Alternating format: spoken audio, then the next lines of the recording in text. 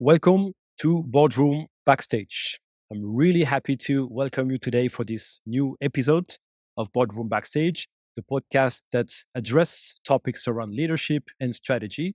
And today we have a special guest. I'm really happy to welcome Hortense Le Gentil.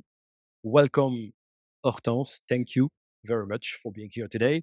That's a real honor. We were talking just before, and I was telling you that I met you, discovered you at the Drucker Forum 2 years ago in Vienna.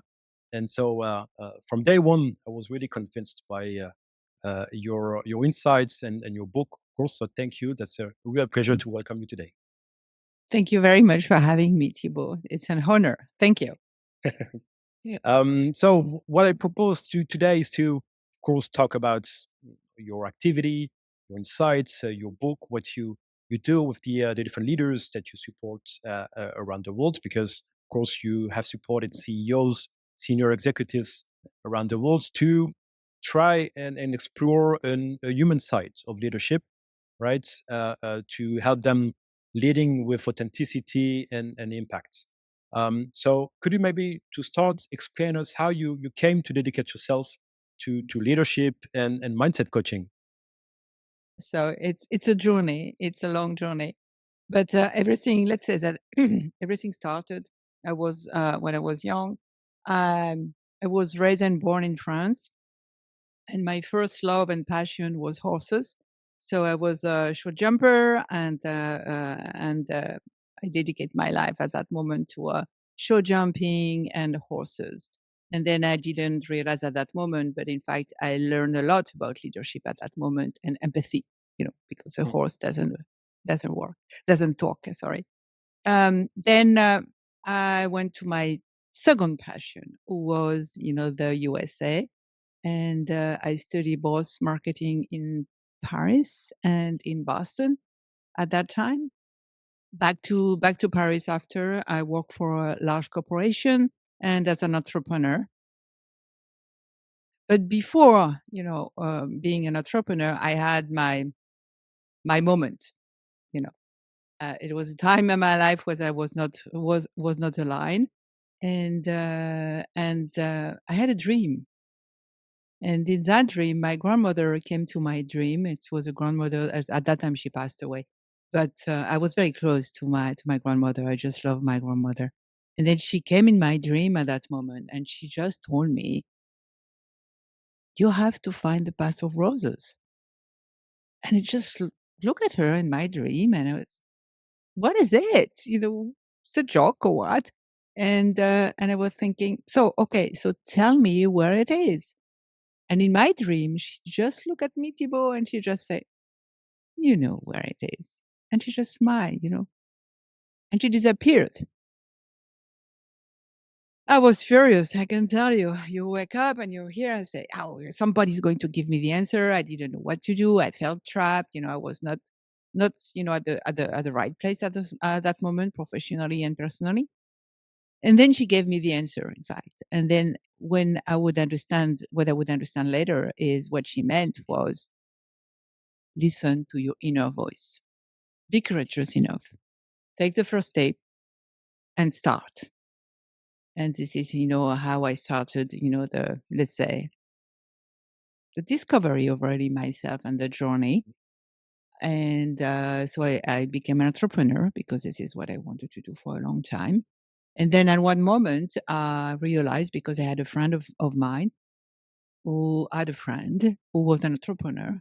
And he told me, "Could you help my friend? Because, I think you can help him. And by the way, you just love helping people and you should be a coach." And I said, "What? I am not a coach. What is a coach about? I'm an entrepreneur and, but of course I'm going to help your friend, of course." But, he put a little seed in my Yeah, brain. And then I yeah. was thinking, okay, so imagine that I am a coach. What would I say, do, whatever it was. And at that time, at least, I learned one thing is, if I want to do something, is to my way, only my way, the way I think is right. And if it's right, if it's okay, the door are going to open. If it's not okay, it doesn't work. And that's okay. And then, yes, and this is how I approached at that time, my first client, Mhm. who didn't know at that time he was my first client. And at that, after 1 hour of conversation, I just realized, Thibaut, that everything in my life led me to go there. That moment in Mhm. life where Yeah. oh God, it makes sense. Everything made sense. All the difficult moments, what I learned, it was just to learn all that, and now to dedicate my life Yeah. to help others. And it was at that moment that I just decided, okay, well, slowly, I didn't go that fast because I kept, pause for a while. But at one moment, it was obvious that, really it was what I needed to do. That you wanted to do. Yeah. Right. That's Mm. amazing, of course, to find very quite early then this passion for helping people and yeah, trying to find ways to better themselves. Uh, yeah. Yeah. What I didn't mention here is, for myself, I try to, I don't know about you, but I had a lot of questions and I didn't have that much of answers. Mhm. And then I'm very curious. So I Yeah. tried to learn. I was passionate by neuroscience, by spirituality. I discovered spirituality. I was not very spiritual, but I discovered spirituality. I discovered, the neuroscience, how the brain is working, how we connect as human beings. Of course, the psychology is a big part of my teaching Yeah. and my journey. And it's all that, in fact, all pieces that help me that now I use to help you. Yeah. And I think it makes a difference for me. It's when you did it yourself, when you went through the journey, it makes sense. Mhm. And then you learn. And then if you want to give back, do it because this is good. Yeah. This is the way to go to me. And this is probably what's also make your advice, your coaching more efficient, right, and more powerful and impactful for the coachee because they probably feel that it's genuine. This is not me. I should not answer this Ah, question, but yeah. this is what I feel. I try to be authentic and honest with Mhm. in my life. This is I think I am who I am, and that's all. And but yes, I try to. This is what I try to do. Yeah. Very interesting. And so, when you look at your activities, you're of course in a very good position to see what's happening in today's organizations, what's happening in the leaders' daily lives, and particularly in these times, turbulent times we're living in. Um, what are, according to you, the blind spots that they have at the moment? The maybe the weaknesses that you recurringly see in their leadership style. Mhm. I think I will answer differently this question.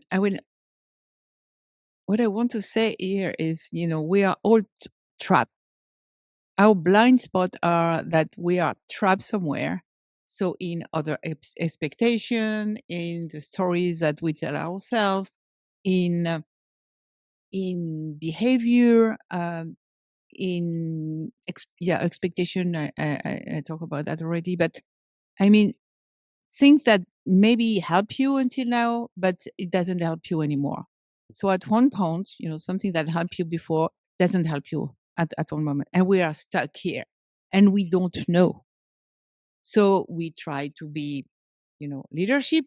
Before it was all about being, having all the answers and, passing orders. Yes. But doesn't work anymore. And this is the things that I see the most is really those blind spots. And but let me give you a story. So I had a client who was expected to be a CEO of his company. He was young, he was smart, but he's still smart and young, but I mean at that time. And so okay. great. So in order to be, a CEO, you need to have some interviews with the board members. So this is what he did. But out of the blue, he completely changed his behavior.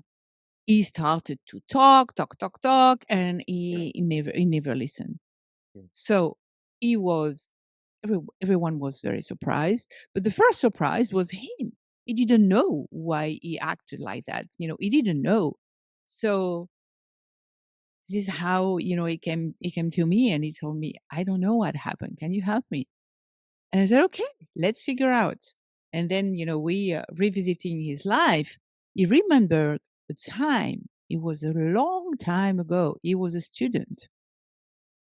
In order to be graduate from the school, he had, to pass an exam, and this exam Yeah. had interviews, and he had to had interviews with, some teachers. Mhm. And then you can imagine Thibault, this A+ student, very well prepared. Okay, here we go. I am here. I know the answers. Yeah. And one of the teacher didn't let him talk. He cut it off all the time. So of course he lost his cool. I didn't know. He was shocked. He didn't understand. And okay, so he tries best, but at the end, okay, he passed the exam, but Yeah. the teacher at the end of the interview, if you can call that an interview, the teacher told him, look at him, and told him, young guy, I don't know what you're going to do in life, but I can promise you something. You will never be a CEO because I can see all your emotion on your face. Then imagine this young A+ student, smart, ready to go, who just, left school with a trauma because this Yeah. was a shock, with, voices and that voices that, predicted that he will never be CEO. Mhm. And by the way, if one day you would be happy enough to, be CEO, you don't show emotions. Yeah. So wrong, wrong, wrong. This is how he left school. Okay, he was smart. He did, he started his journey. Everything was okay, except that he was stuck there and he didn't know because, of course, you forgot. So it's in your unconscious somewhere. Yeah. But when the time came, when the prophecy, Mhm. could react unconsciously, he still reacted, Yeah. you know. And then what he wanted is nobody cut it off. He wanted to talk and to say what he had to say, except it was not it was not the right one. And then here we go. He was there, but understood that he unlocked himself. He freed himself at that moment. He get free. He got free because he understood. Okay, this is not appropriate. All stories, all voices, all trauma. Everything that didn't help him. Yeah. He had to let go. No. Yeah. So of course, very much relate with the traditional image that has been shared for decades on the markets of like how should a CEO behave, how should a leader behave, which was always very typical from like maybe the 80s, the 90s. Um, Based on the story like that, do you see a clear evolution today with what organizations, boardrooms are looking for in the profiles of leaders?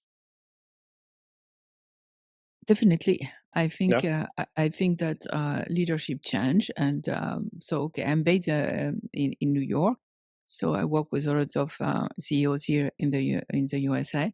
Mm. But of course, the world changed, everything Yeah. changed, and so fast, and so so we have so many change around us. We have war, we have economics, we have social problem, and now we have AI, and we have a young generation like you and younger than you that they don't think like before. We need to change leadership. And people, they want to connect with you. They want you to be human. They want you, they want to understand, who you are, because they want to be part of something bigger. Mm.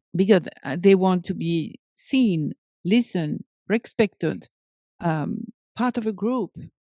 And they are, part of the group, because, Mhm. without, you as a leader, you cannot do anything by yourself. So it's all about being human, showing your humanity, who you are, connecting with people, and caring. Mm. But it's of course very difficult because yeah, the period we are living in is very tense economically, geopolitically, and so on. So there is a lot of stress, tension in every organization in the world. How can you help a leader to reconnect with his values, with her values, to lead with authenticity when there is such a pressure today on these leaders and on their organizations? So the more there chaos outside, Mm. the more you need to come back to inside. Back to the story with my grandmother. Mhm. Listen to your inner voice. So what I recommend to everyone, so the first step is really to take time with yourself. So in a daily basis, we have a lot of rendezvous, we have a lot of meetings. You know, put in your calendar time with yourself, and then at least that could be 15 minutes, half an hour, 10 minutes. But don't tell me that you don't have time. Yes, you have time. Taking the time to reflect, to think about, okay, what are my values? How I want to show up? Mm. What kind of leader I want to be? How I want to be remembered? What do you want people to say about you when you would be out of the picture? I give some exercise in the book, to do that. But Yeah. that's so important, because this is your true north. Mm. And then when it's chaos outside, go back to your true north. And if, for example, if I go back to the time with COVID, remember, when everything started, I had, clients, they didn't know what to do. The Mm. stores had to close, not close, what to do. They didn't know. And then the best way to go was, and I remember one of my clients who told me, I'm going to close all the stores. And she said, because my values is to care about people. I don't want to put my people at risk. I know that economically, I don't know what's going to happen, but Mm. this is the right thing to do. And then this is what she did. And by the way, this is first a very good decision.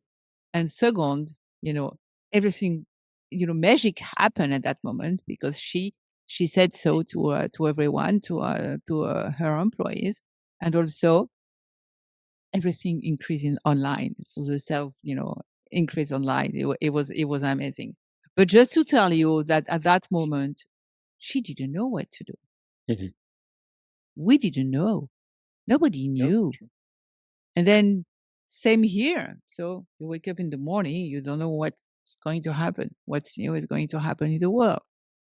And everyone is talking about AI. Everyone, is very you worry about that. What about increasing humanity?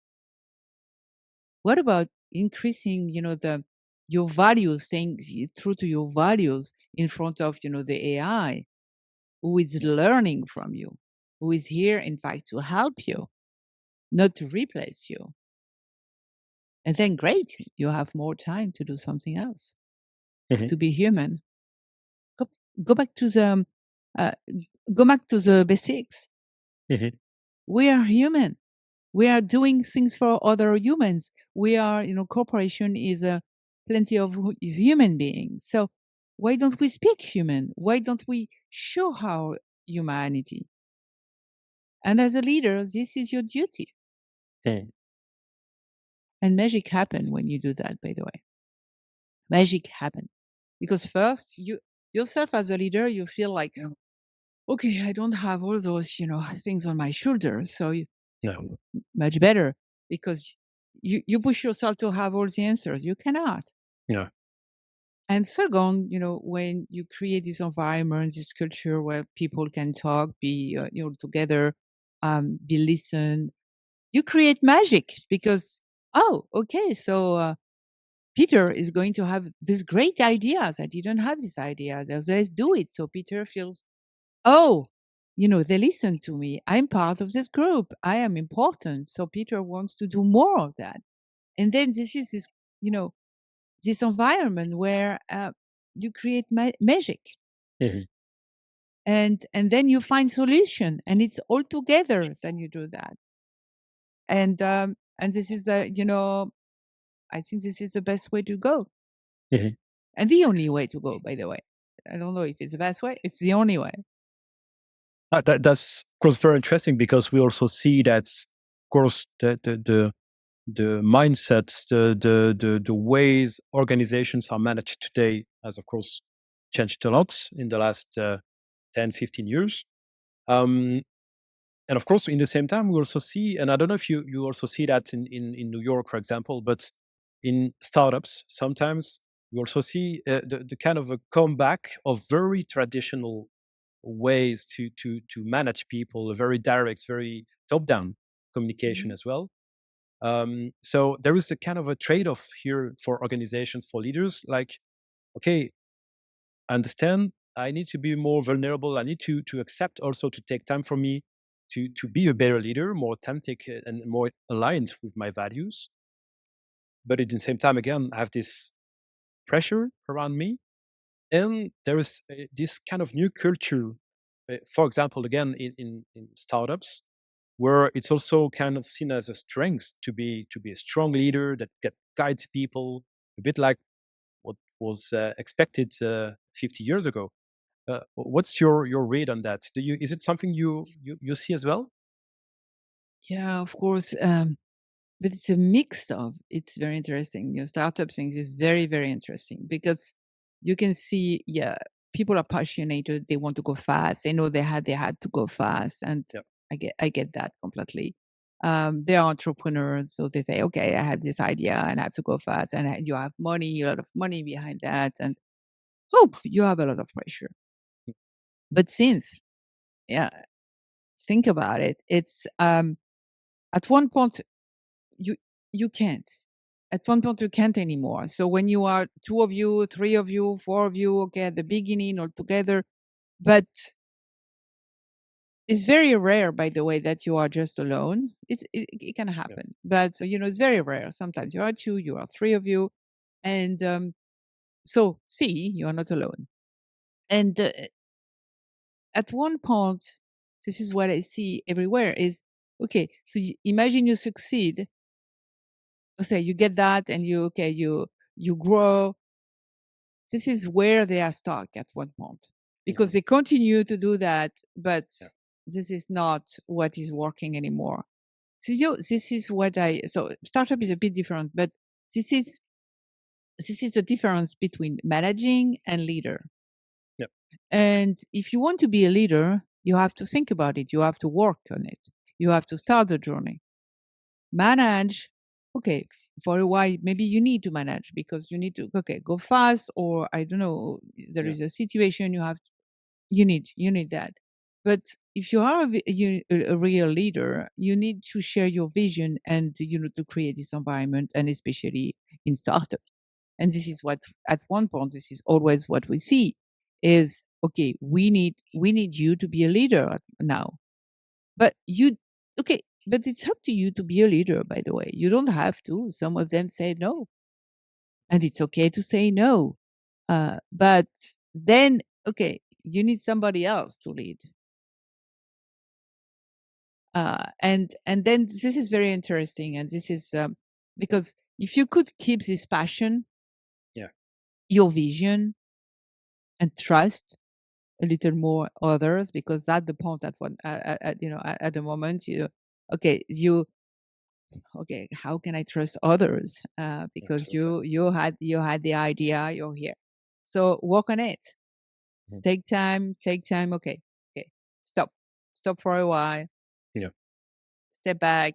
Okay, what is important? reflect on your journey, what happened, what did you learn, and where you want to go now, and how you want to behave, how you want, to be remembered, how you want to show up, as someone who at one point, okay, you started your journey to include people, to care about them, to big place.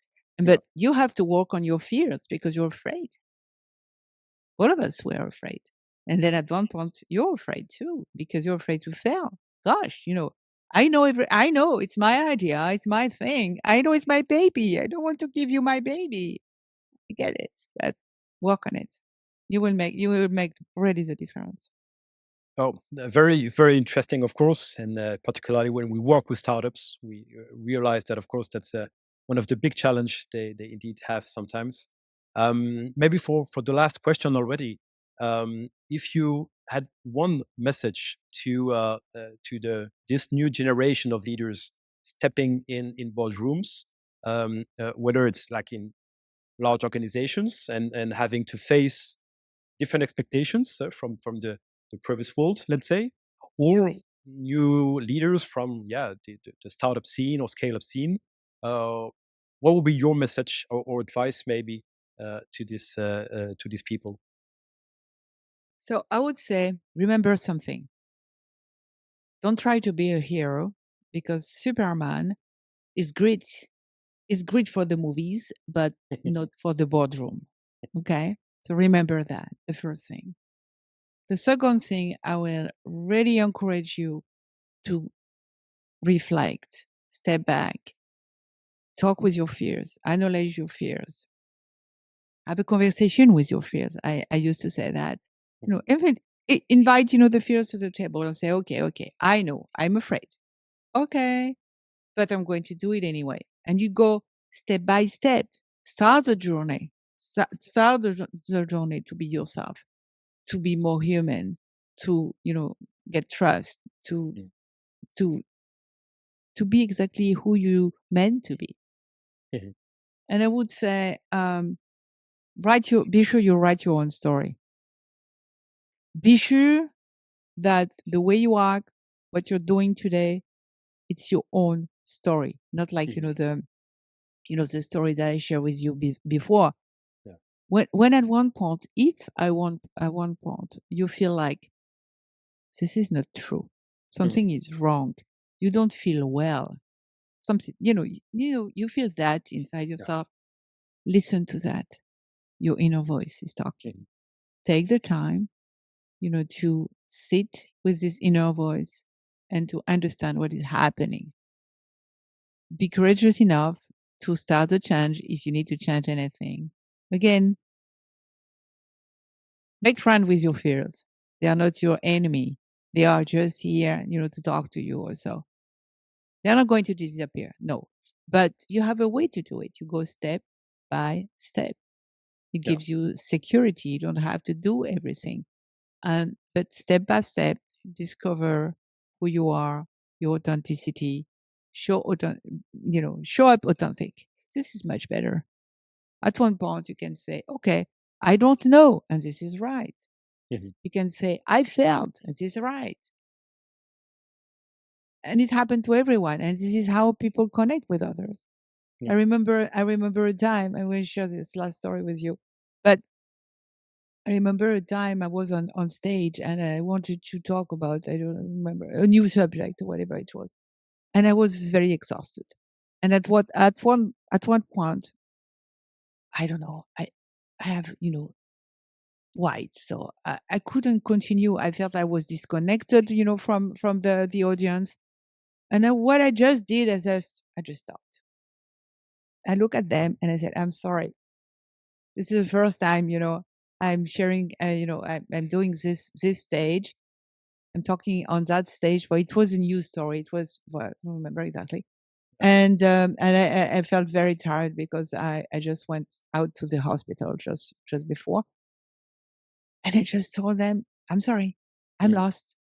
And everyone stand up and, applaud and everything. I felt okay. I reconnect with them, and then they gave me power to redo the things, and this is what I did, and it was amazing. And everyone remembers the story and remembers the stories I was sharing at that time, and I felt, oh, this is what I need. And I think this is also what the singers and everything they talk about that this Yeah. exchange as human beings that we have, and this is the same for a leader. You're talking with people.